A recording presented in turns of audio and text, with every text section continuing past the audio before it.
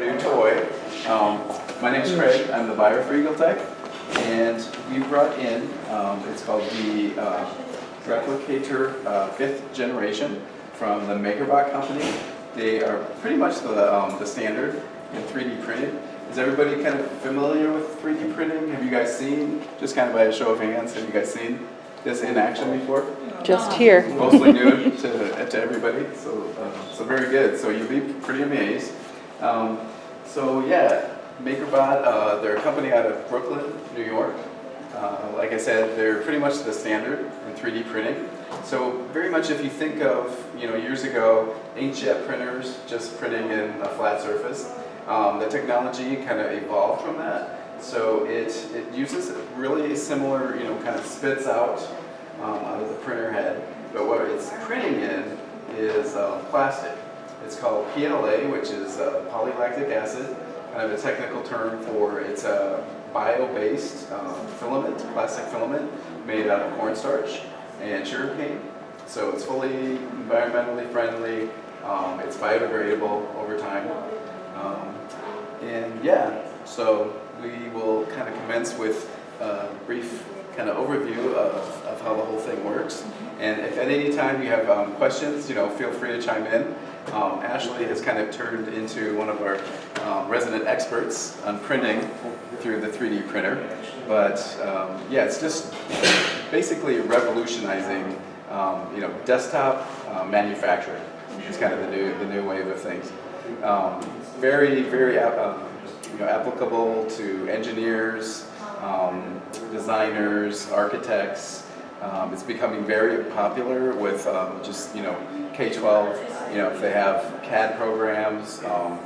But basically, I've printed off some little flyers. There's case studies of how people have used it. They've used it in like medical applications, building actually body parts that can be then used as like scaffolding to actually apply human tissue on top of that for transplantation.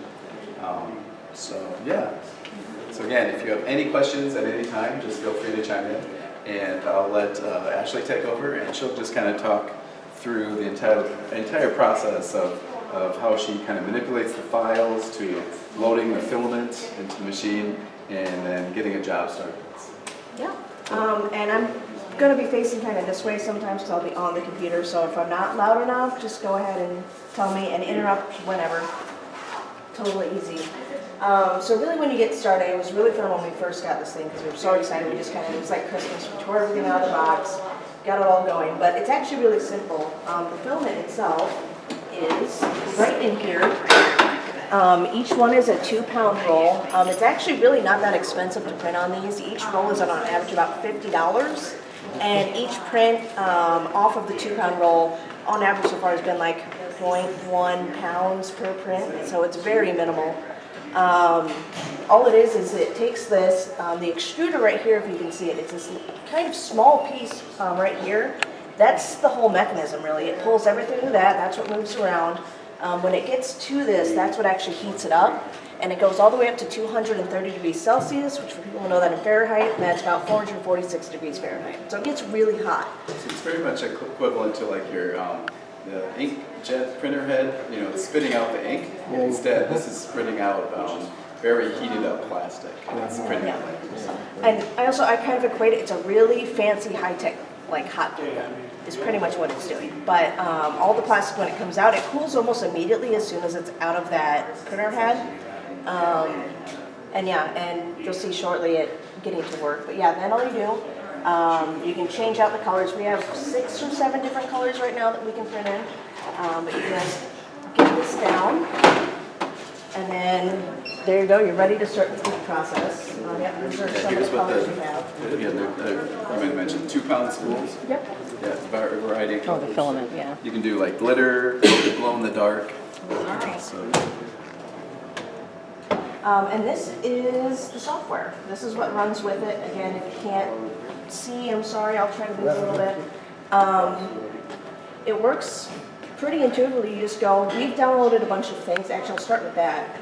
A really easy source, MakerBot has a website called Thingiverse. And you go there, someone name their favorite animal. Dog. So you can just search dog. And here are a bunch of dog-related items that people have already loaded. So you can go ahead, you can pick a design, and you can print that. So like dog cow, that's kind of scary. How about the French Bulldog? All right. So all you do is you go and you download the French Bulldog. Go to here, download files, pops right in here. And then you just drag it over to your actual computer, and then it's yours. So you go into here, you go to add file, I just added that to simple models, and there's our French Bulldog. So I will add him. He's a little big, but he's cute, right? Yeah. Yeah. All these tools here, you can move them around wherever you want on the platform. You can turn them however you want. You can make copies of them just like you would make copies of anything else, actually. You just, Control X, Control C, and you can make as many of them as you want. We're just going to make one. So then you can just take them. I'm going to put them more in the middle one here. And this is the front. The arrow just signifies that. And then you're going to make them a little bit smaller. And there you go. A few things that you can change on this. This can actually print all the way down to 1 micrometer, which is 0.01 millimeters, which is very fine. It's about as thin as a strand of human hair. We typically go at 0.2. That's kind of the standard. And up here, they have built-in settings. You can mess with them. You can change how thick it'll make the walls, how many shells it'll do, the speed that the printer head actually moves.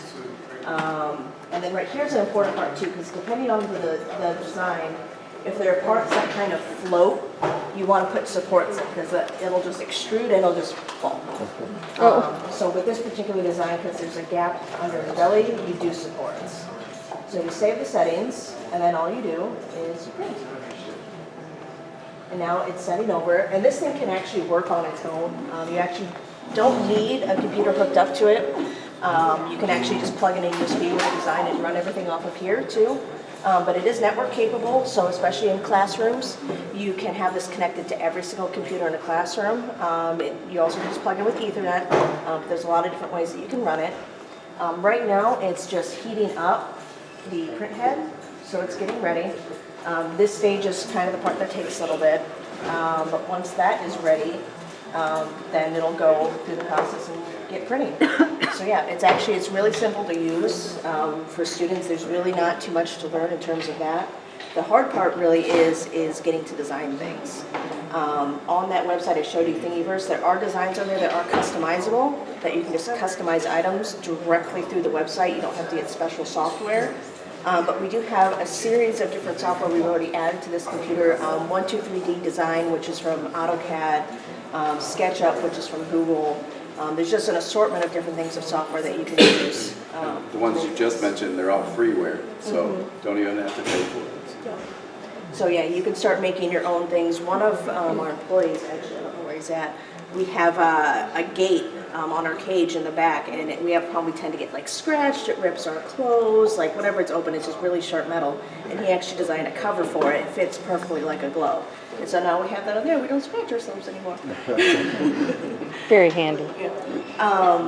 And we've also, you can see him up there, up on, actually, I'll grab him.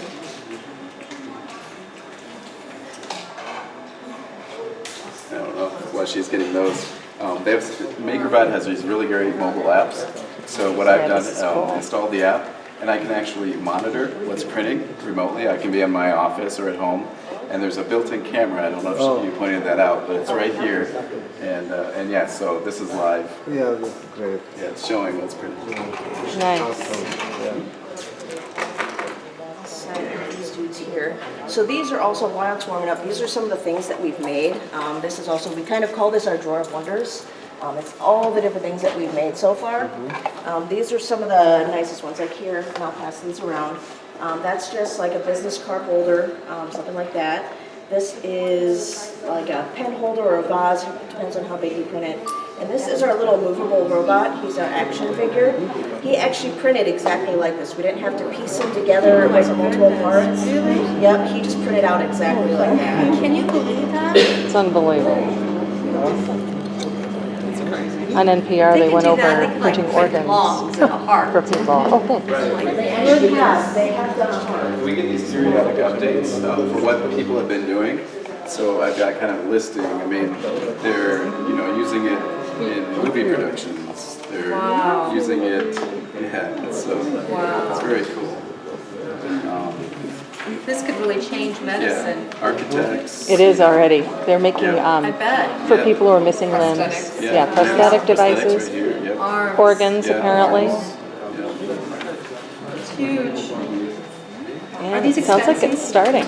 They range, they make a mini version for around $1,300. The one we're selling is $28.99. To academic individuals and institutions, we can offer a 5% discount. So this particular one, it's got all the new bells and whistles with that built-in cam, with the LED screen, and the network capability.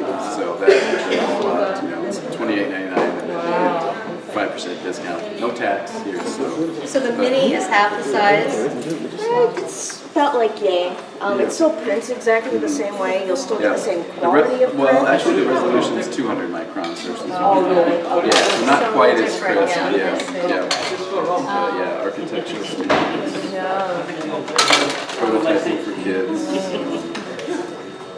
It's nice. Yep. So you must have thought they'd be in demand. Yeah, We made some iPhone covers, frogs, Charizard. I love that He was little. making his way around. One thing too Probably make your own Lego set, right? is that when it prints anything that's solid or has open space, because like this bulldog will have a hollow stomach. Legos actually. What it actually prints is it does this They do. hexagonal, They use a little different like this medium. hexagonal so design they- right they here. print in ABS. This is actually providing you support. It doesn't have to use as much material, and then it makes it very sturdy and light. So that's why some of those things you were holding that seemed like they might have, like they should have been heavier than they were, they just did this on the interior. And when it does this, it actually does it all on its own.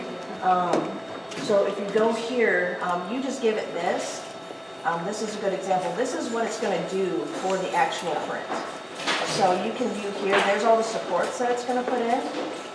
And those will just snap off once the project is done. You can zoom in on this too. So there's the supports, but this one isn't going to turn out very good actually.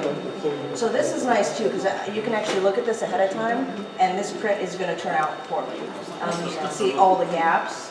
So what we can actually do is we'll the bulldog. because that's not going to be great.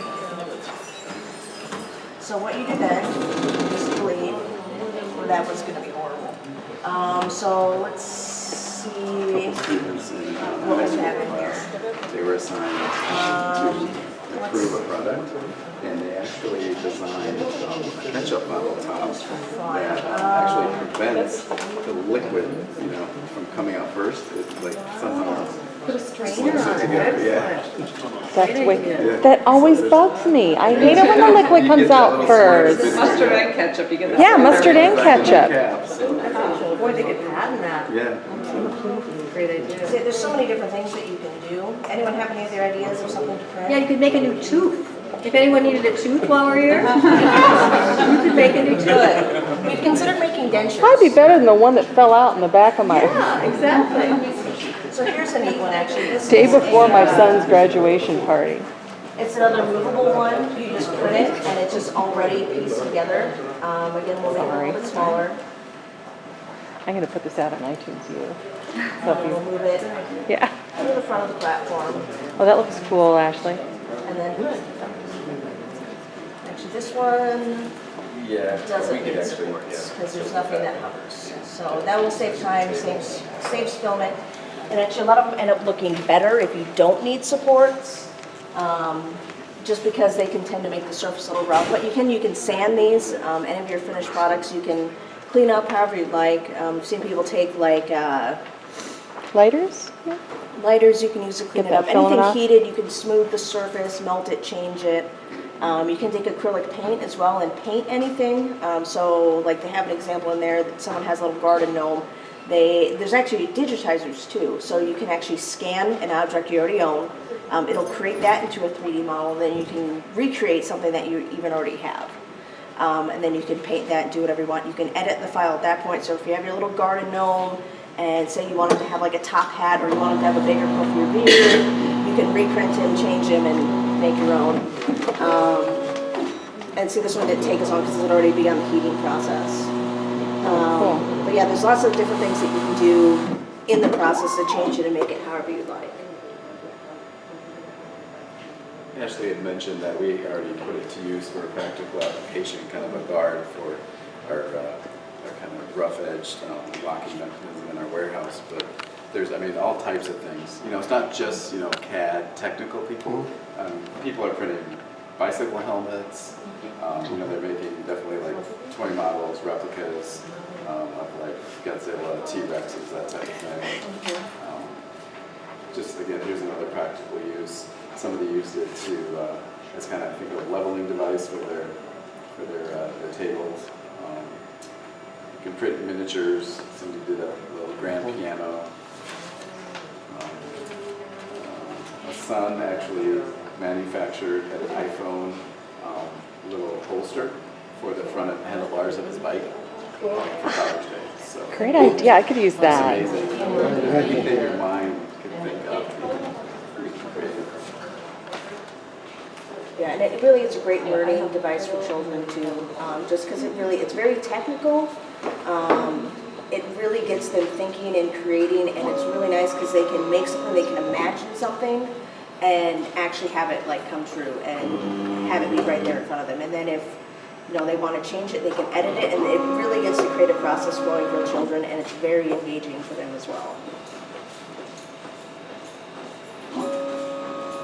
And here it's actually beginning the calibration process. It's pretty much just figuring out where like the platform is, getting the exacts. The first thing it will do after this is it'll actually just push out a little stream of filament right at the front. It's just kind of getting rid of any clogs.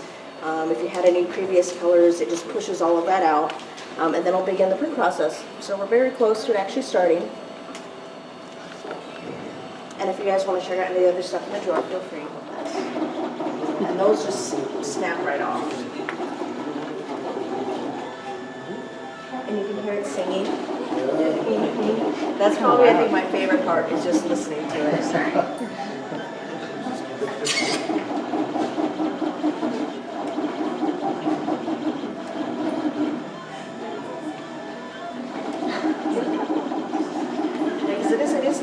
It is an actual robot. Like, it is a printer, but it's a robot. And yes, I love listening to it sing. Is that yellow you have in there, Ashley? Gray. Gray?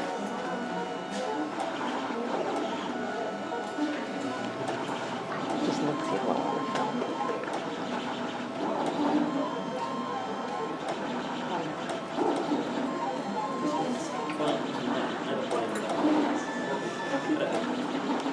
Okay, anyone have any questions on it at all?